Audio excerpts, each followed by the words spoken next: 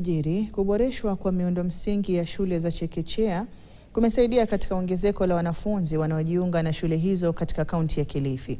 Haya ni kwa mujibu wa waziri wa elimu kaunti hiyo, na katika maeneo ya Amkeni, Mogole na vilevile Kabiboni, wadi za Marafa, wazazi wanasema watoto wenye umri mdogo sasa wanaonekana kuwa na hamu ya kwenda shule kutokana na miundo msingi ya kisasa ambayo inavutia watoto baada ya shilingi milioni 10 kutumika katika maeneo hayo kuboresha shule hizo.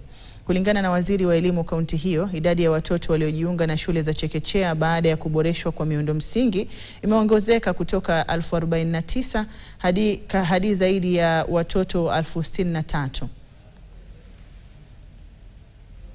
Sasa baada ya kukamilika hilo jengo, ni kama watoto wameongezeka, ni wengi.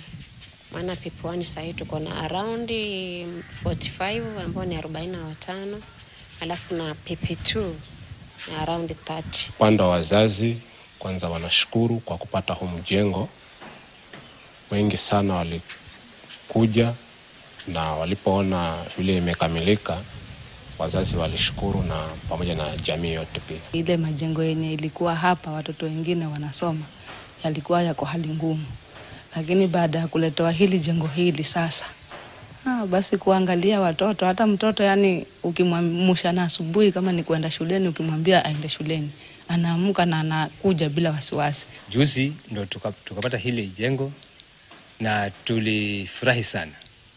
Maana si watu wote ambao walikuwa wako na haya majengo, na watoto wetu sasa wanasoma kama wale watoto wengine.